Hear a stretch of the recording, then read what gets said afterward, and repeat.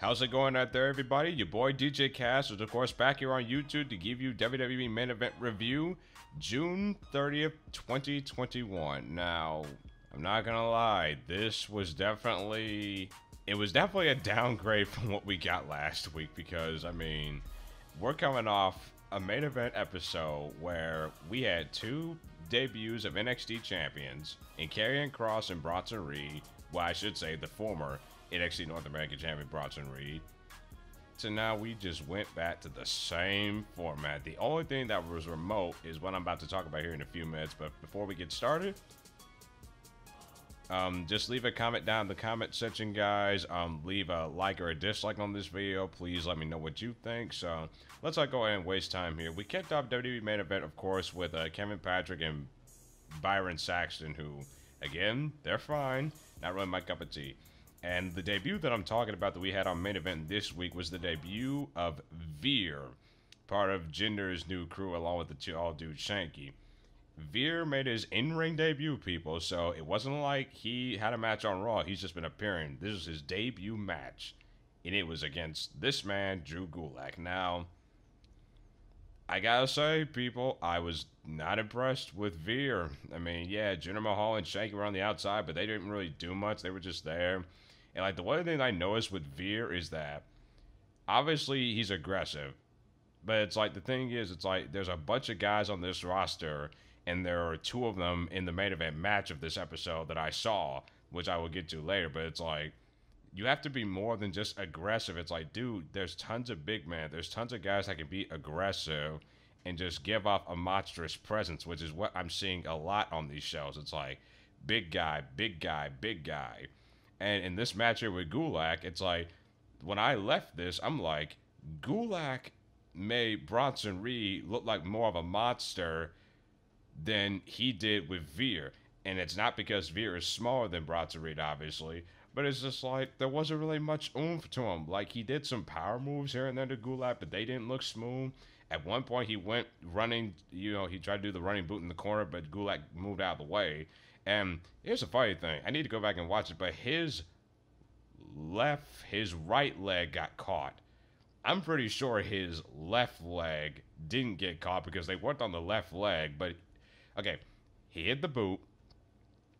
Obviously, you're supposed to sell the right leg, but they sold the left leg, so I think that was a misstep there, and they just did something on the fly. But yeah, I mean, Gulak, I mean, it looked like he was having a tough time trying to get this dude, like, just to a match that this match didn't even go long at all, with like 4 minutes, but yeah, at one point, Veer finally made his little comeback. He did like a little discus, not really a discus, more like just a lariat clothesline to Gulak, and obviously he won his debut. But yeah, as far as Veer, I mean, if you remember, he was part of that Indu Share thing with Malcolm Bivens until those guys effed up, and one of them is not even here anymore. So it's like, Veer and that dude, they were green then, and Veer's still green now. So this is literally a wait and see. But the dude's gotta, like, I don't know what he could do, but it's like, I'm sorry, man, but there's just way too many big guys and monsters on this roster for you to be doing what you're doing in this match in order to stand out. And to me, he just didn't stand out. We'll see what happens. This is going to be a much shorter review, guys. Like I said, this was pretty much back to the main event format. I mean, they recapped the Ray Roman stuff from like a week and a half ago in the Hell in a Cell, which I did say was a good match. Then they recapped the state of address from our tribal chief Roman Reigns, and I did love the segment with Edge, but I gotta get my real quick thoughts on this. It's like, Roman Reigns' facials is just so awesome. Like, when this dude is not doing this anymore, as far as wrestling, and he goes into acting, like, he's going to make a ton of money, trust me. And people still won't give our tribal chief the respect and admiration he deserves.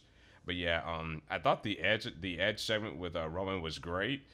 I do find it funny that we're going back to Edge so soon, but that just shows that they have nobody else right now. And personally, I am excited to see Roman Reigns versus Edge, because this was the match that I wanted for WrestleMania, which I didn't find Daniel Bryan, but I wanted the one-on-one match. So this was a good segment recap from SmackDown.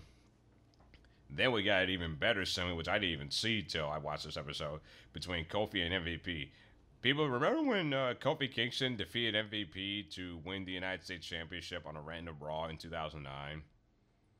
That's how long these two dudes have known each other, and they probably knew each other like probably maybe a couple years before that. So these are two veterans that just are comfortable with talking trash to each other, and I know that they can just shoot the shit afterwards and just be good friends and just talk like crazy all night long. But yeah, the Kofi segment with MVP was great from what I saw on Raw, so I'm looking forward to Kofi versus Bobby Lashley at Money in the Bank. We'll see what happens. And then, of course, we're already at the main event match for this episode of WWE Main Event. It was the Lucha House Party's Lince Dorado and Grand Elite taking on Mason T-Bar. Again, a rematch from about a couple weeks ago on Main Event, which was the opener. This was the main event match tonight. This matchup I actually really liked better than the first one, mainly because this one got more time. And it's like the thing I remember like saying in my review of these guys facing each other. A small man team versus a big man team always works. It always works because the big man, when it's time for them to like take bumps for the little dudes, it always looks great. T-Bar and Grand Elite started off. There was like a series of Hurricane Ross from both Lindsay and Grand Elite. Grand Elite is so great, but yet he's not allowed to be great. Mace then at one point got the tag off of T-Bar, and he really showed what he could do there.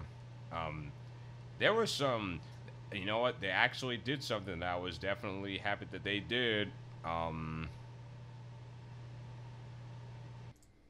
Mace and T-Bar in this match, what I was saying in their match is that they did more tag team moves in this match, like where they looked like an actual tag team. So I was very happy to see that. Like, again, if you're going to commit to this tag team, boys, do more tag team maneuvers. Like, really be a tag team, not just two big dudes that do tag moves. There's a difference. At one point, Grand Elite got the hot tag, which this is actually the part of the match where I got that lost me a little bit, because it's like, let's say Dorado gets out of the corner from Mason T-Bar, and he's like literally like right there. Like, he could have just jumped and just tagged Grand Elite again, but because T-Bar was not there when Grand Elite was trying to jump, so he didn't get attacked. So Lince Dorado finally made the tag to Grand Elite. And again, Grand Elite is so good. This dude was doing, he did a standing moonsault, landing on his feet like it was nothing. He's just so good. There were some decent near falls towards the end. They definitely picked up this pace, but this was definitely a match where it's like baby faces run wild for like 3 minutes, and then the heels take over for like the next like 5 minutes, and then they do the hot tag stuff in the end. But the finish came after, let's say, Dorado did like a springboard backflip on the shoulder, literally on the shoulder of T-Bar. That looked like it hurt. And Grand Elite was about to go for a, I think sort of like a Hurricane Powerbomb, whatever you call it, a sunset flip powerbomb, and Mace countered into a just an outright sit out powerbomb, and Mason T-Bar got the win. If I was an agent in the back, I would bring all 4 of these men and be like, okay, we want to make something of this. We want to make a feud between you guys. Come up with some new stuff each time you guys face off so the match gets better and better. So I do think these two teams could have some good classic chemistry, and we'll see what happens with these guys. The final recap was, of course, Matt Riddle, Randy Orton storyline, which you gotta give him credit. I mean, they somehow were able to get this done without Randy Orton being there. So, and which led to the last chance qualifying triple threat match, which I'll go back and watch over the weekend. It looked good from what I saw, and then of course the finish came in this match where Drew McIntyre hit the Claymore on Matt Riddle and got the pin. So McIntyre advances, and that was WWE main event. Again, an episode that pretty much went back to the status quo.